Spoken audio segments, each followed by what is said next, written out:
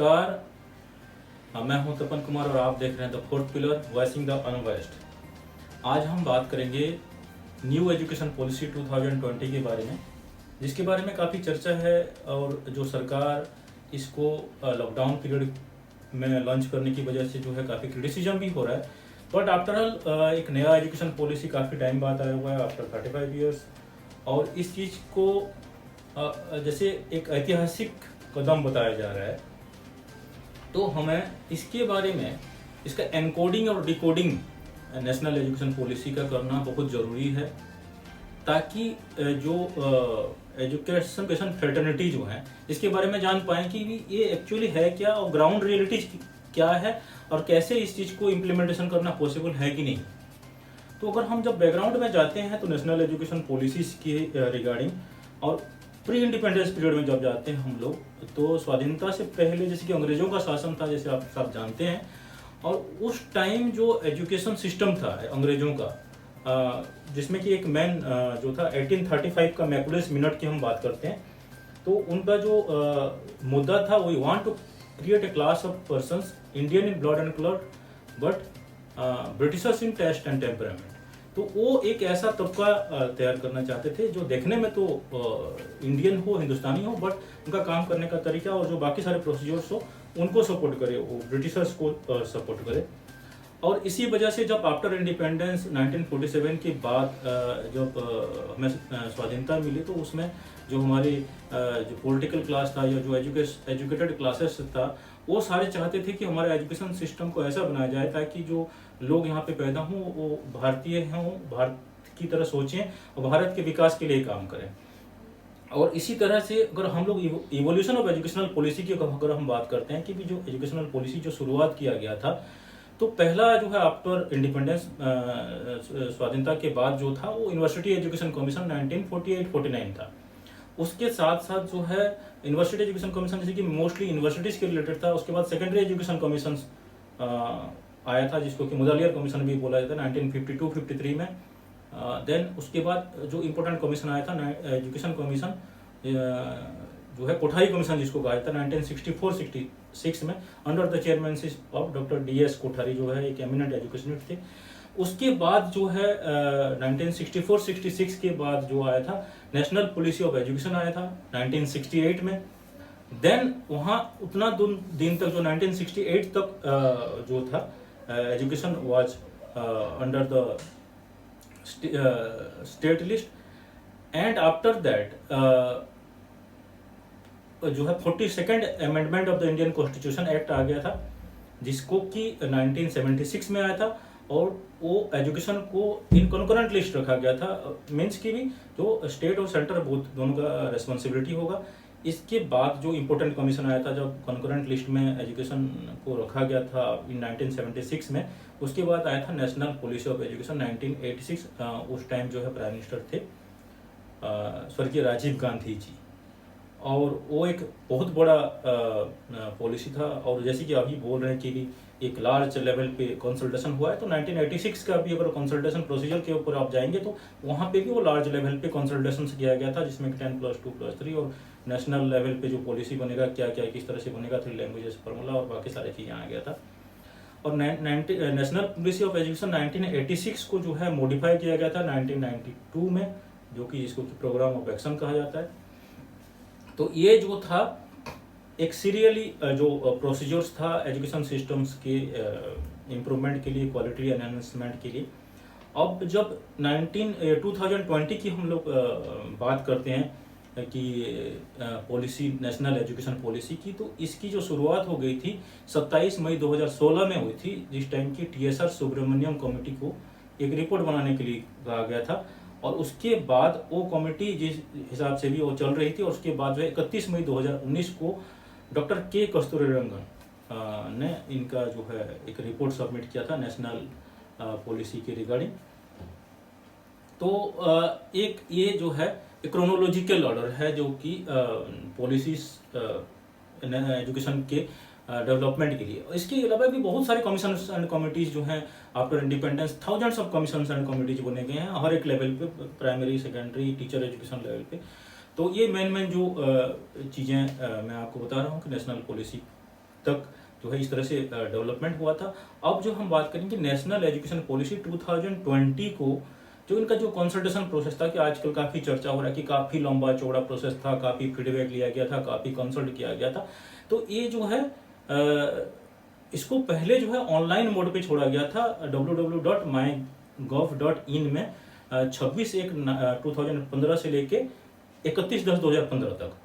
इसमें जो है वो ऑनलाइन में जो काफ़ी लोगों ने इसको देखे थे, काफ़ी लोगों ने अपना सजेशंस दिया था, जिसके तहत जो है nearly 2.5 lakh 2.5 lakh gram panchayat, 66,000 blocks, 6,000 urban local bodies ULBs and 676 districts ने जो है इनको कंसल्ट किया गया था, और मई से अक्टूबर 2015 के बीच ये कंसल्टेशन हुआ था। उसके साथ साथ जो है ड्राफ्ट नेशनल एजुकेशन पॉलिसी जो है 2019 में इसका समरी बनाया गया था इन 22 लैंग्वेजेस, और उसके साथ साथ ऑडियो बुक्स भी इसको लॉन्च किया गया था। इसके साथ साथ जो है इसी नेशनल एजुकेशन पॉलिसी 2020 के लिए जो डिफरेंट डायलॉग्स एंड डिस्कशंस हुआ था with the MPs of Andhra Pradesh, Kerala, Telangana, Tamil Nadu, Pondicherry, Karnataka and Odisha, जो मेन जो स्टेट्स थे, उसमें इनके जो मेंबर ऑफ पार्लियामेंट्स थे उनके साथ कंसल्टेशंस हुआ था। इसके साथ साथ जो है स्पेशल मीटिंग्स हुआ था central advisory board of education CAB का 21/9/2019 को, और जो है parliamentary standing committee on human resource development on 7 नवंबर 2019 को इसका जो है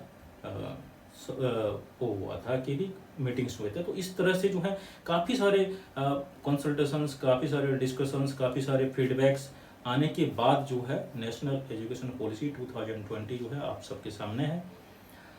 बस इसमें कुछ लोगों का या अपोजिशन पार्टीज का जो ये है कि भी मुद्दा है, बोल रहे हैं कि भी इसको पार्लियामेंट में प्रॉपरली डिस्कशन नहीं हुआ और इसको लॉकडाउन के पीरियड में लॉन्च कर दिया गया, और इसलिए वो इसलिए बोल रहे हैं, इस मुद्दे को उठाने की कोशिश कर रहे हैं क्योंकि education nowadays is in concurrent list. आप जो है वो कॉन्करेंट लिस्ट में है, तो सेंट्रल गवर्नमेंट का जितना रेस्पॉन्सिबिलिटी है स्टेट गवर्नमेंट का भी उतना रेस्पॉन्सिबिलिटी है, इवन ज़्यादा है। जो अगर फाइनेंशियल आप एक्सपेंडिचर्स देखेंगे, फाइनेंशियल जो उनका लाइबिलिटीज देखेंगे, तो स्टेट गवर्नमेंट का ज़्यादा है। तो कहीं ऐसा ना हो कि सेंट्रल गवर्नमेंट तो इसको इम्प्लीमेंट कर दे, बट स्टेट गवर्नमेंट अगर प्रॉपरली ना इम्प्लीमेंट करें या ना लागू करें तो इसके लिए एक जो है प्रॉब्लम्स क्रिएट हो सकता है। अब हम बात करेंगे इस पॉलिसी में जो मेन चीज़ें हैं वो क्या चीज़ें हैं। पहली बात तो जो है इस पॉलिसी की अगर हम एनालिसिस करते हैं तो इसका जो है पहले ministry of human resource development जो था, इसको नोमेनक्लेचर को चेंज कर दिया गया, मिनिस्ट्री ऑफ एजुकेशन कर दिया गया।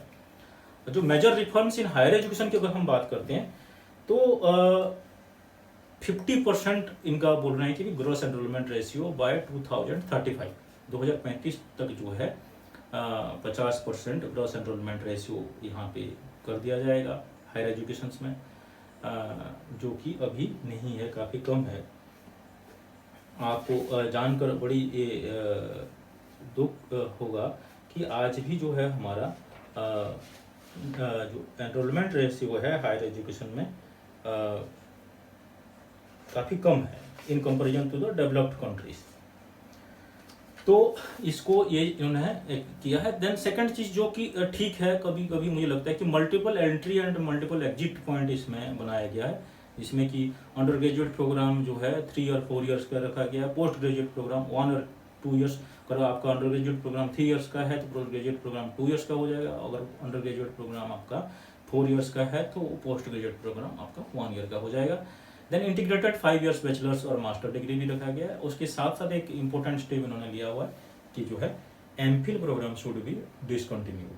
तो ये जो है हायर एजुकेशन में इन्होंने रखा गया है। देन इनका जो है और भी बहुत सारे सिस्टम्स इन्होंने, क्योंकि आज अगर आप देखेंगे ये पूरा पॉलिसी जो डॉक्यूमेंट्स अवेलेबल नहीं है, इवन MHRD की वेबसाइट्स पे भी नहीं है। इसका जो समरीज है अराउंड 66 पेजेस का वो अवेलेबल है, जो मेन पॉइंट्स रिकमेंडेशंस है। इसमें जो है और जो मेजर रिफॉर्म्स इन्होंने हायर एजुकेशन लेवल पे किया हुआ है कि ग्रेडेड ऑटोनॉमी की बात की है, academic, administrative and financial autonomy दिया जाएगा, जो कि किस तरह से होगा स्ट्रेटेजीज जो है डिटेल्स में नहीं दिया गया है। जैसे कि आप लोग जानते हैं आजकल एफिलिएशन सिस्टम्स है, एक एक यूनिवर्सिटी के अंदर अंडर जो है थाउजेंड्स ऑफ कॉलेजेस होते हैं, ना इनको करिकुलम ट्रांजेक्शन्स के लिए, ना इनका एग्जामिनेशंस के लिए किसी तरह का ऑटोनॉमी नहीं होता है, बट इन्होंने बोला कि ग्रेडेड ऑटोनॉमी दिया जाएगा in terms of academic, administrative और फाइनेंशियल लेवल पे। और उसके साथ साथ एफिलिएशन सिस्टम्स को जो नेशनल एजुकेशन पॉलिसी 2020 वो कहता है कि अराउंड 15 ईयर्स में इसको खत्म कर दिया जाएगा। इसके साथ साथ जो है और भी बहुत सारे जो है इनका जो सिस्टम्स इन्होंने रखा है। और एक मेजर जो रिफॉर्म्स है मैं आपको बताना चाहूँगा कि public investment in education sector will be 6% of the gross GDP का जो है 6% जो है वो पब्लिक इन्वेस्टमेंट एजुकेशन में किया जाएगा, जो कि 1964-66 कमीशन, कोठारी कमीशन में भी बोला गया था कि भी 6% जीडीपी का आप जो है एजुकेशन सेक्टर्स में इन्वेस्टमेंट करेंगे। इसके साथ साथ नेशनल रिसर्च फाउंडेशंस का एस्टेब्लिश होगा, इंटरनेशनलाइजेशन ग्लोबलाइजेशन का जो है इन्होंने बात कही हुई है। Then special education zone for disadvantage regions, इसका एक इनका मेंशन है, लेकिन इसमें किस तरह से उसको आइडेंटिफिकेशन होगा, क्या पैरामीटर्स होगा स्पेशल एजुकेशन, जैसे कि स्पेशल इकोनॉमिक जोन्स होता है तो उसी तरह से स्पेशल एजुकेशन जोन्स होगा।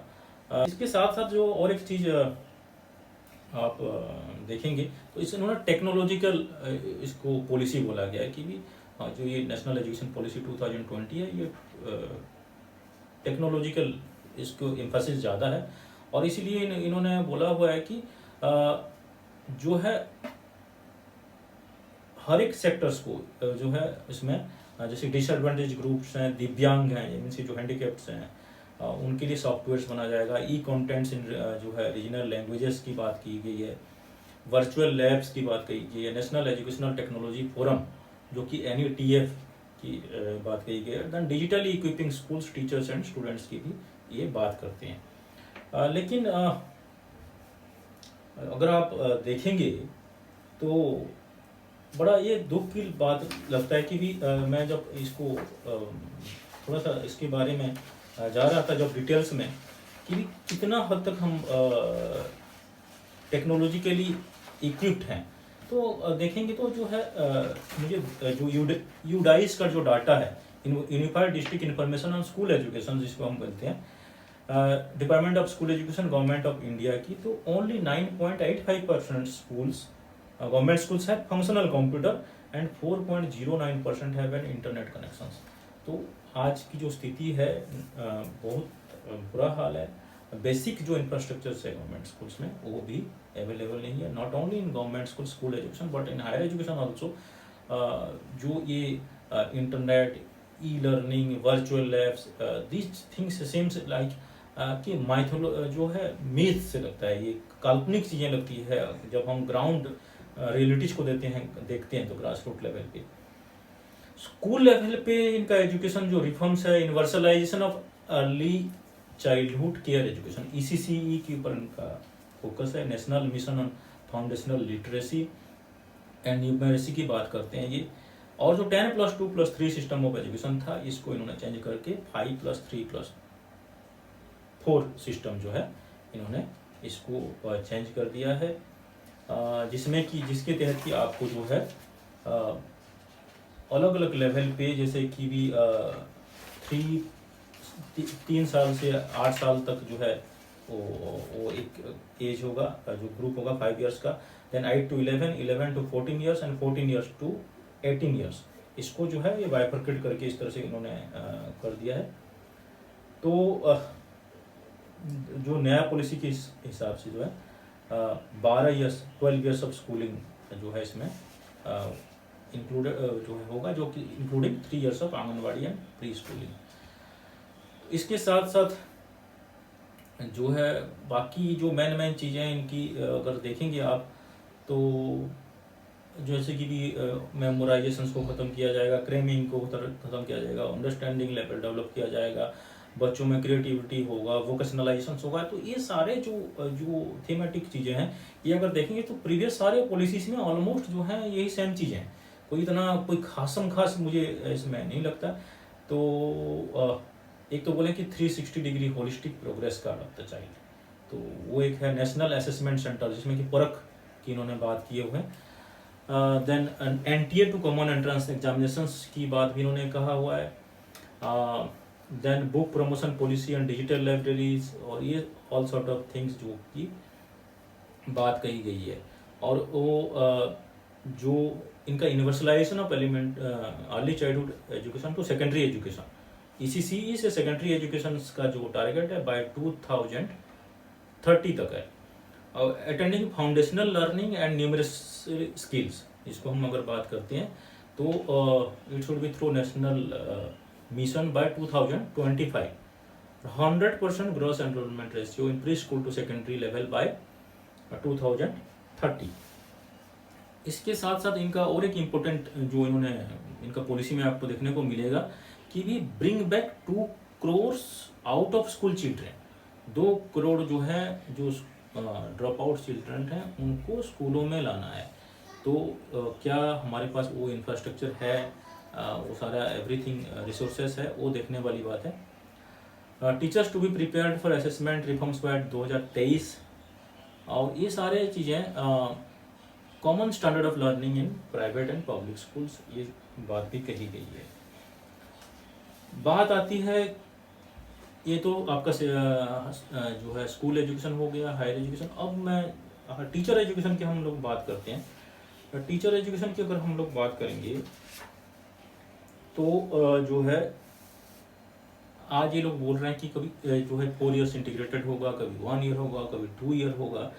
तो आपको थोड़ा सा ज़्यादा बैक में नहीं लेना चाहूँगा कि 2012 में जस्टिस वर्मा कमीशन आया था। जस्टिस वर्मा कमीशन का रिकमेंडेशंस था कि भी the teacher duration of the teacher education जो है वो BEd और जो प्रोग्राम्स हैं वो 2 साल कर दिया जाए, जिसके तहत कि गवर्नमेंट ऑफ इंडिया ने 2014 में एक कमेटी बनाया था, प्रोफेसर पूनम बात्रा कमेटी। ये committee, professor Poonam Batra committee ने बहुत सारे रिकमेंडेशंस दिए थे regarding the duration of the courses, regarding the intake, और जो है आपका इनटेक कितना होगा, ड्यूरेशन कितना होगा, इंटर्नशिप कैसा होगा, इंफ्रास्ट्रक्चर्स कितना होगा, बहुत सारे इन्होंने कहा था, जिसके तहत की जो है इनको पूनम बात्रा कमेटी ने जो duration of the teacher education courses जो कि BEd प्रोग्राम का था वो 2 इयर्स का कर दिया था, 1 ईयर से 2 इयर्स का, और जिसमें कि इनका जो था 200 वर्किंग डेज होगा annually plus 36 hours in a week, ये होगा plus 16 weeks of internship programme. ये हुआ है अभी 2014 का रिकमेंडेशंस था, 2015 में जो है 2 इयर्स हुआ है। अभी 2015 के बाद NCT बार सारे जो institutions around more than 20,000 colleges are there in India, उनको ये फोर्सिबली कहा गया कि भी आपका 1 ईयर्स के हिसाब से इंफ्रास्ट्रक्चर है, तो if you want to go for 2 years teacher, जिसमें कि एफिडेविट में मांगा गया था, तो आपको डबलिंग ऑफ इंफ्रास्ट्रक्चर करना पड़ेगा, क्योंकि आपका 2 साल का हो रहा है, तो जितना आपका इंफ्रास्ट्रक्चर है डबल आपका इंफ्रास्ट्रक्चर करना पड़ेगा। इसके साथ साथ ये कुछ टाइम में, लास्ट 2 साल 3 साल में NCT जो है डिफरेंट टाइप ऑफ स्टेप्स ले रहा है क्वालिटी टीचर एजुकेशन को इम्प्रूवमेंट करने के लिए, जिसके तहत की जो है मॉनिटरिंग बोल के शुरू किया गया था, जिसमें कि हर एक इंस्टीट्यूशन को 3,000 रुपीज डिपॉजिट करना था और वो उनका वहाँ से मॉनिटरिंग करेंगे। इसके साथ साथ टीच आर बोल के एक प्रोग्राम लॉन्च किया गया था, जिसमें कि हर एक इंस्टीट्यूशन से 1,60,000 के करीब जो है पैसे लिए थे, और वो सारे इवैल्यूएशन और क्वालिटी चेकिंग, क्वालिटी एनहांसमेंट के लिए ये लंबा चौड़ा workshop, seminars, dialogues and discussion चला, बहुत लंबा चौड़ा, और वो जो है that was self. And then जो है PAR आया था, परफॉर्मेंस अप्रेजल रिपोर्ट के लिए, जिसमें कि हर एक इंस्टीट्यूशन से 15,000 रुपीज कलेक्शन किया गया था। तो अब इतना सारा जो है इंस्टीट्यूशन, मोर देन 20,000 टीचर एजुकेशन कॉलेजेस, ये पैसे गए कहाँ पे, किस चीज़ में यूज हुआ? अभी तक किसी भी एक इंडिया में कोई भी इंस्टीट्यूशंस का कोई ना तो इवैल्यूएशन हुआ, ना तो मॉनिटरिंग हुआ, ना तो क्वालिटी एनहांसमेंट हुआ, बट जो है ये पैसे गया है कहाँ, ये गॉड नोज। तो ये स्थिति है। और अब जो है 2020 पे हम लोग आ चुके हैं, तो 2020 पे जो नेशनल एजुकेशन पॉलिसी आया हुआ है, उसमें जो है टीचर एजुकेशन के रिगार्डिंग बहुत सारी चीज़ें, नई बातें कही जा रही है। दिक्कतें ये है कि हमारा जो एक्सपर्ट्स हैं वो इंडिया से जब बाहर जाते हैं और अलग अलग डेवलप्ड कंट्रीज से जाके सर्वे कर लेते हैं और यहाँ पे आके उस चीज़ को इम्प्लीमेंट करने की कोशिश करते हैं, तो वहाँ कहीं ना कहीं फेल हो जाते हैं हम लोग, क्योंकि हमारा geographical, historical, socio economic conditions is totally different from the developed countries. तो यहाँ एक चीज़ है। अब सेकंड चीज़ जो है इसमें, जो हमारे लैंग्वेजेस की हम लोग बात करते हैं, तो लैंग्वेजेस में भी जो है काफ़ी दिक्कतें आ रही है। लैंग्वेजेस में ये बोला जा रहा है कि भी जो है मदर टंग और जो रीजनल लैंग्वेजेस होगा तो 10 इयर्स तक जो ऑलमोस्ट जो है बच्चा जो है मोस्टली इंग्लिश से डाइवर्ट होगा। तो आज की स्थिति में अगर जितना जो मेंबर्स हैं जो थे यहाँ पे नेशनल एजुकेशन पॉलिसी के, तो उनकी जैसे कि भी कस्तूरी रंगन साहब थे, वसुधा कामत मैम थी, मंजुला भार्गव थे, रामशंकर कुरिल थे, टीवी कट्टिनानी थे, कृष्णा मोहन त्रिपाठी थे, MK श्रीधर, राजेंद्र प्रताप गुप्ता, बहुत सारे लोग इसमें जो एजुकेशनिस्ट थे। लेकिन क्या इनके बच्चे गवर्नमेंट स्कूल से पढ़ के निकले हैं? इनके बच्चे इंग्लिश मीडियम को अवॉइड किए हैं और मदर टंग में सारे कुछ पढ़े? ये एक जो है सवालिया निशान है जो है, क्योंकि हम लोग देखने को मिलता है चाहे कहीं पे भी हो, जो पॉलिटिकल क्लासेस है वो पब्लिक के लिए कुछ उनका होता है, सिस्टम होता है, जब हम अपने की बात करते हैं तो हमारे लिए वो चीज़ें अलग हो जाती हैं। तो ये एक बात देखने वाली बात है। अब जो है इस नेशनल एजुकेशन पॉलिसी को बोला जाता है कि भी एक ऐतिहासिक कदम है। तो कितना ऐतिहासिक है, क्या है, वो चीज़ें हम नहीं कह सकते, लेकिन प्राइम मिनिस्टर साहब क्या कहते हैं आइए आपको सुनाते हैं कि नेशनल एजुकेशन पॉलिसी के बारे में। साथियों, इस कड़ी में कुछ दिन पहले देश की नई एजुकेशन पॉलिसी का ऐलान किया गया है। ये पॉलिसी 21वीं सदी के नौजवानों की सोच, उनकी जरूरतें, उनकी आशाओं, अपेक्षाओं और आकांक्षाओं को देखते हुए बनाने का व्यापक प्रयास हुआ है। 5 वर्ष तक देश भर में इसके हर बिंदु पर व्यापक डिबेट और डिस्कशन हुए हैं, हर स्तर पर हुए हैं, और तब जाकर ये नई नीति बनी है। ये सच्चे अर्थ में पूरे भारत को, भारत के सपनों को, भारत की भावी पीढ़ी की आशा आकांक्षाओं को अपने में समेटे हुए नई भारत की शिक्षा नीति आई है। इसमें हर क्षेत्र, हर राज्य के विद्वानों के विचारों को समाहित किया गया है, और इसलिए ये सिर्फ एक पॉलिसी डॉक्यूमेंट नहीं है, बल्कि 130 करोड़ से अधिक भारतीयों की एस्पिरेशंस का रिफ्लेक्शन भी है। साथियों, आप भी अपने आसपास देखते होंगे, आज भी अनेक बच्चों को लगता है कि उनको एक ऐसे विषय के आधार पर जज किया जाता है जिसमें उसका कभी इंटरेस्ट था ही नहीं। दोस्तों, जो है हम लोग एग्जिस्टिंग जो है स्थिति क्या है नेशनल एजुकेशन पॉलिसी के बारे में आपको बता दिए। अब हम लोग जो है डिकोड करना चाहेंगे कि भी ग्राउंड रियलिटी से कितना है। जैसे कि भी 2 जो है crore out of school children को लाना, universalisation of early childhood education, जैसे कि भी technological policy, 50% enrolment in higher education, ये सारे चीज़ें तब पॉसिबल है आपके पास अगर प्रॉपरली जो है रिसोर्सेस अवेलेबल है। रिसोर्सेस में जिसमें कि आपका ह्यूमन रिसोर्सेस, मटेरियल रिसोर्सेस और फाइनेंशियल रिसोर्सेस, ये 3 एस्पेक्ट अगर प्रॉपरली आपके पास अवेलेबल है, तब जाके आप जो है ग्राउंड लेवल में इस पॉलिसी को आप इम्प्लीमेंट कर सकते हैं।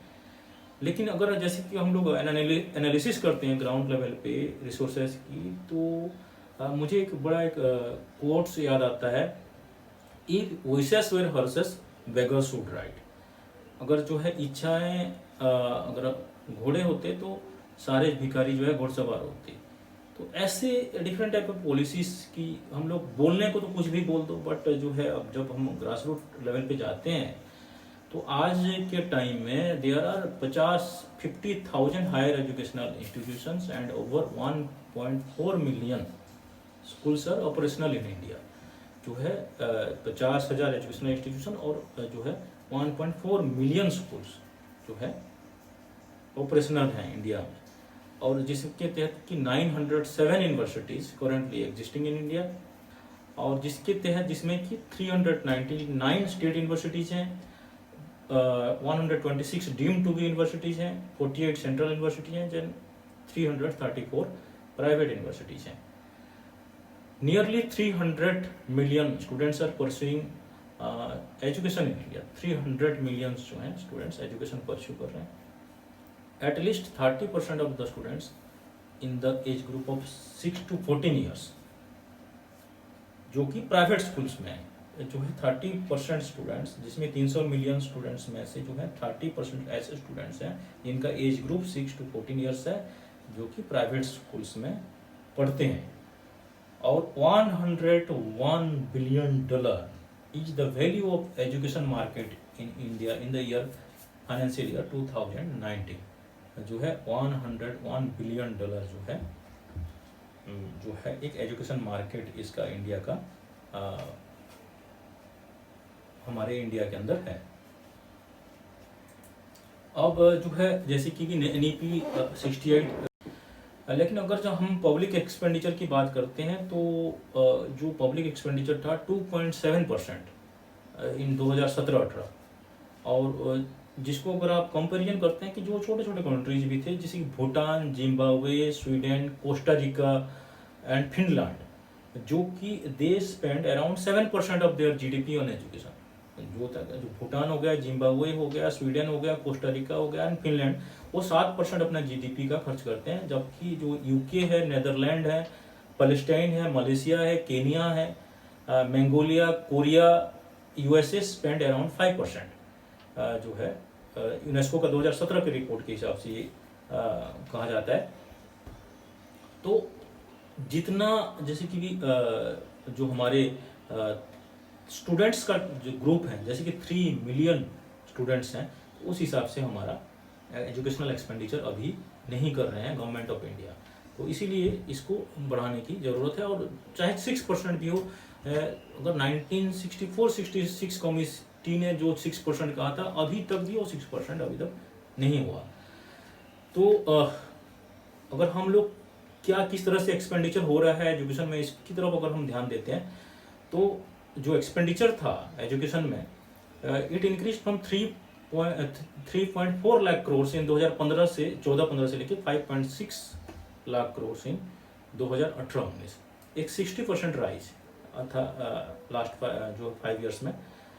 लेकिन इसमें अगर बाइफरकेट करेंगे यूपीए और एनडीए गवर्नमेंट का, तो यूपीए 2 जो था, जो सरकार यूपीए का जो सेकंड टर्म था, education had risen from 1.9 lakh crore in 2009-10 to 3.48 lakh crore in 2013-14, जो यूपीए का सेकंड जो टर्म था, जिसमें कि 77% वो राइज हुआ था एजुकेशनल एक्सपेंडिचर्स इन यूपीए 2।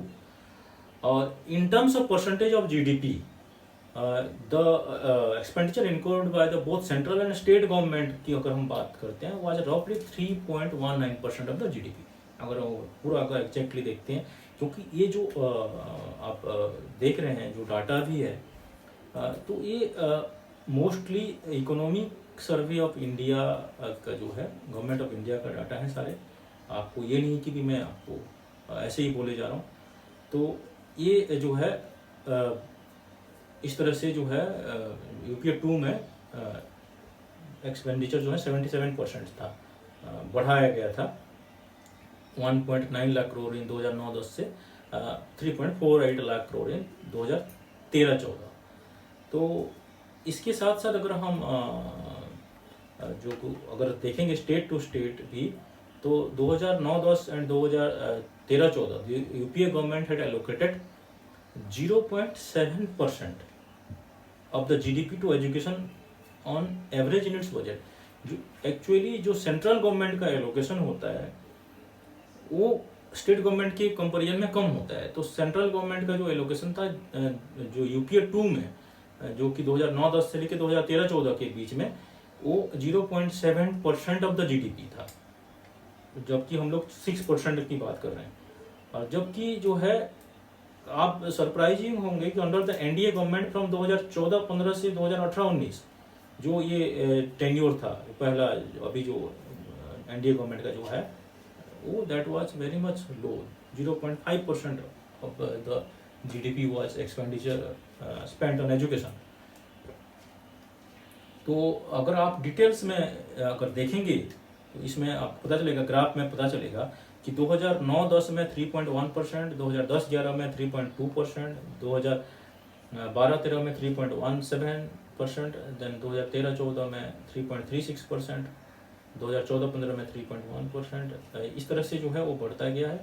और 2018-19 में 2.98% जो कि एक्सपेंडिचर हुआ है एजुकेशन में सेंट्रल गवर्नमेंट का, सेंटर और स्टेट्स का। तो एवरेज एक्सपेंडिचर इन जो अगर आप कैलकुलेट करेंगे यूपीए 2 में जो 3.19% था, जबकि average expenditure on NDA government is 2.88% था। तो ये अभी भी एक चिंता वाली बात है कि एजुकेशन में जो हम लोग 6% बोल रहे हैं, और आज के टाइम में से की जो इकोनॉमी का जो स्थिति है तो 6% के बारे में तो बस वो कहने वाली बात है, इसको इम्प्लीमेंटेशन कभी भी नहीं किया जा सकता। Then expenditure on education as percentage of GDP अगर आप हम बात करते हैं तो एवरेज एक्सपेंडिचर जो था यूपीए 2 में एजुकेशन में 2009-10 से लेके 2000 जो है 13-14 तक वो 0.6%, 0.68%, 0.66%, 0.63%। तो इस तरह से अगर देखेंगे तो एवरेज जो था 0.7% एवरेज एक्सपेंडिचर ऑन एजुकेशन,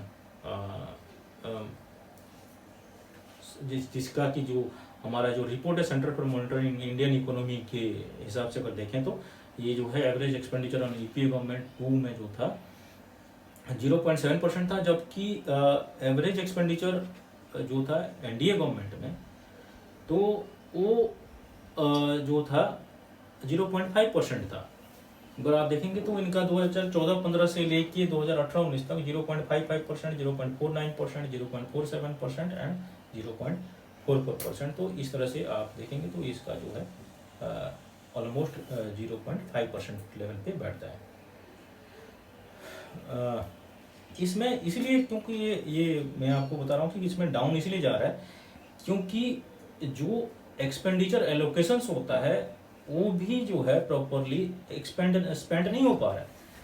जो रिपोर्ट्स के हिसाब से अराउंड 4 लाख करोड़ जो कि अलॉटेड पता ministry was not spend during that time. तो ये एक तरह से जो है बड़ा दुख की बात है कि जो एलोकेशन भी होता है वो भी नहीं खर्च हो पा रहा है। तो centre for monitoring of Indian economy की अगर रिपोर्ट को देखेंगे तो वो अंडरस्पेंड है, वो गवर्नमेंट जो है खर्च नहीं कर पा रहे हैं, जो स्टेट गवर्नमेंट और सेंट्रल गवर्नमेंट जो है उस जो पैसे को खर्च नहीं कर पा रहे हैं।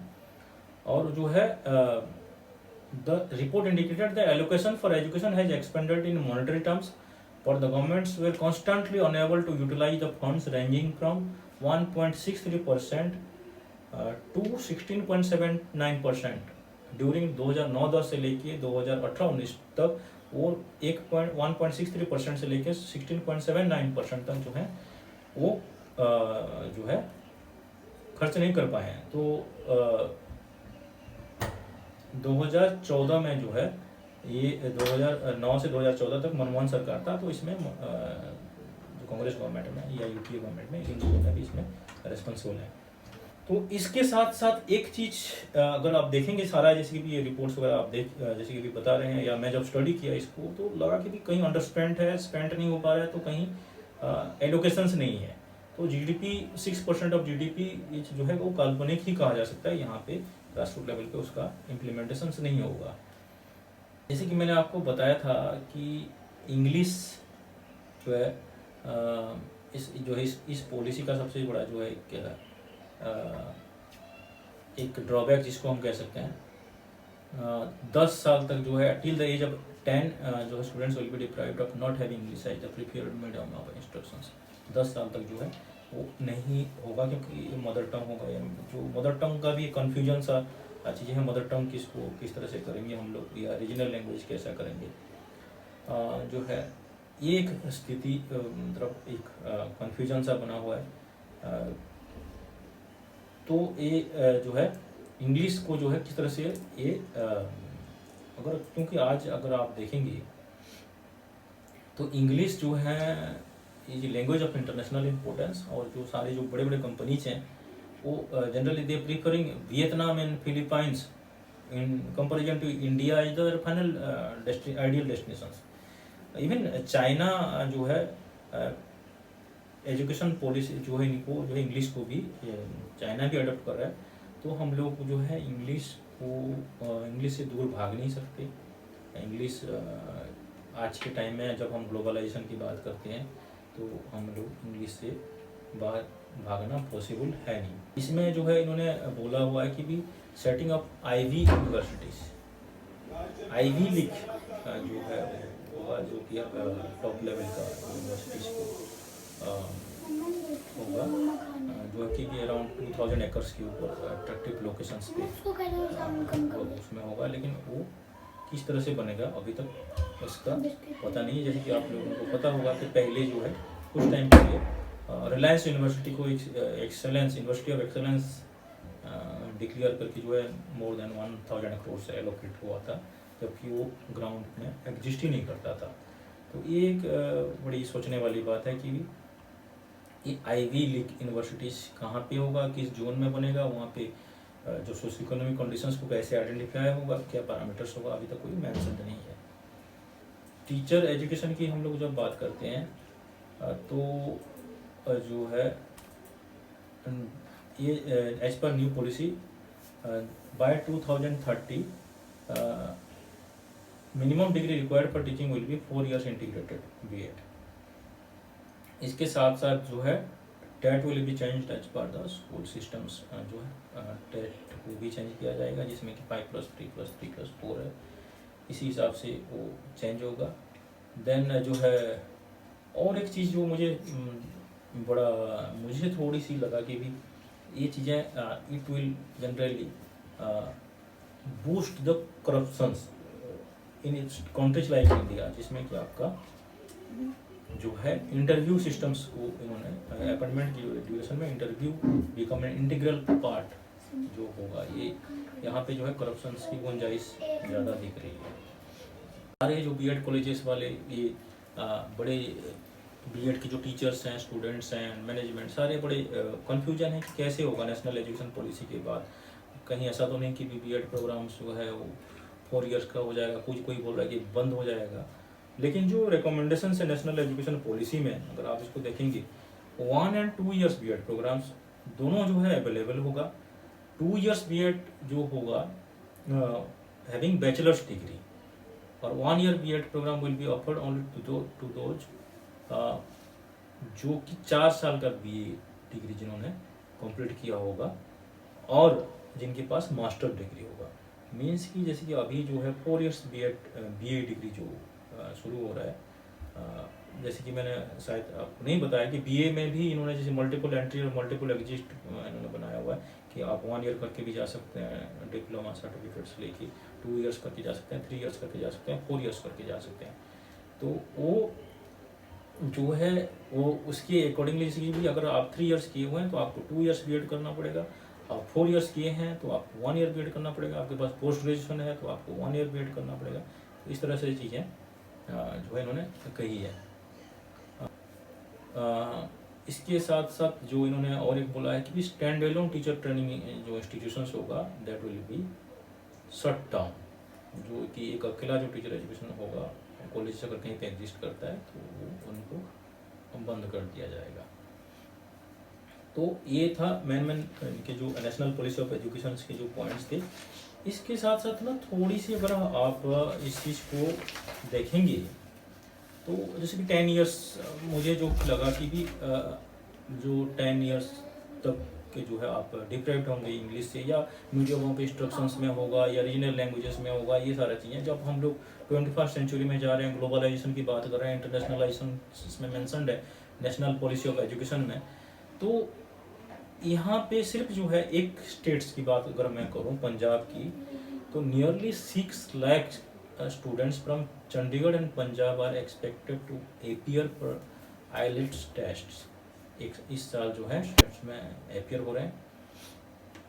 और जो है ये आईलेट का जो बिजनेस है, it was around 1100 crores industry in only one state, Punjab. Punjab में सिर्फ जो है ये 1100 करोड़ इंडस्ट्री है। और जो है सिर्फ पंजाब में जो रजिस्टर्ड हैं 5000 से 6000 coaching centres in Punjab and Chandigarh, जो रजिस्टर्ड कोचिंग सेंटर्स हैं which are offering IELTS coaching, जो कि जिसमें कि बड़ा दुख की बात है कि अगर आप इस स्थिति में हम लोग इंग्लिश को अगर बंद करके रीजनल लैंग्वेजेस या हिंदी या दूसरा मदर टंग की बात हम लोग करते हैं, ठीक है, mother tongue should be medium of instruction, ये तो बहुत पहले सारे कमीशन कमेटी ने भी बोला हुआ है, महात्मा गांधी जी ने भी बोला हुआ है। बट जो है 1964 में, 1986 में या महात्मा गांधी जी ने जो बोला जिस टाइम, तत्कालीन स्थिति कुछ अलग थी और आज की स्थिति अलग है। अगर एक स्टेट्स में 1100 करोड़ का एनुअल जो टर्नओवर बिजनेस है आईलेट्स में, तो क्रेज कितना है और प्रॉस्पेरिटी क्या है, स्कोप क्या है, ये आपको बच्चों को बताने की ज़रूरत नहीं है। और नहीं भी करेंगे बच्चे को, अगर इंस्ट्रक्शंस अगर इंग्लिश मीडियम में या इंग्लिश लैंग्वेजेस का प्रॉपर एजुकेशन नहीं मिलता है स्कूल्स में, they will have to opt out and prefer the coaching centres, IELTS coaching centres हैं या दूसरे जो प्राइवेट कोचिंग सेंटर्स हैं वहाँ पे करेंगे, और वो वही जो है उनके ऊपर एक उनका सोशियो इकोनॉमिक स्टेटस के ऊपर बर्डन होगा, फाइनेंशियल बर्डन होगा। तो ये एक सोचने वाली बात है। तो इसी तरह से जो है नेशनल एजुकेशन पॉलिसी की अगर हम बात करें तो जो एक 3-4 पॉइंट्स मुझे बड़ा इसमें जो है कि चेंज तो हो ही गया, मान के चलो कि मिनिस्ट्री ऑफ एजुकेशन हो गया, ministry of human resource development से मिनिस्ट्री ऑफ एजुकेशन हो गया, 5+3+3+4 सिस्टम हो गया, 10+2+3, एमपीएल एजुकेशन खत्म हो गया।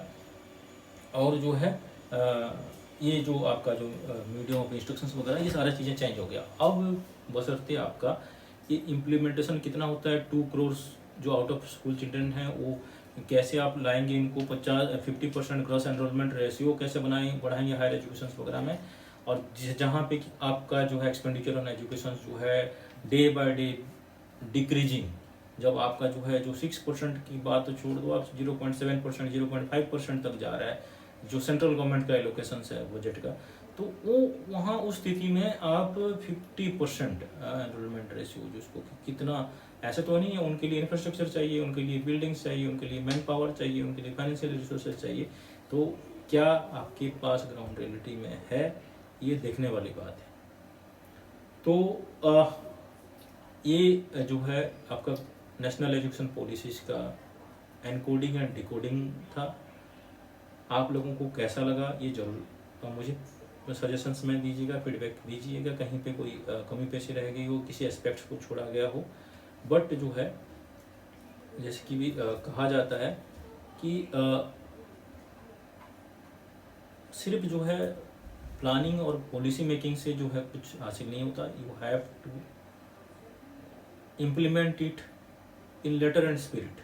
आप जो है जैसे कि भी बेंजामिन फ्रैंकलिन जो कि one of the founding fathers of United States ने कहा है, and investment in knowledge always pays the best interest. अब नॉलेज के ऊपर इन्वेस्टमेंट जो है सबसे बेस्ट इन्वेस्टमेंट है, इसमें क्योंकि इंटरेस्ट आपको अच्छा मिलता है। अब जो है आपका नेशनल एजुकेशन पॉलिसी का जो है इम्प्लीमेंटेशन आप कितना लेवल पे कर सकते हैं और आपको इंटरेस्ट कितना मिलेगा आने वाले टाइम में, ये देखने वाली बात है। तब तक के लिए नमस्कार।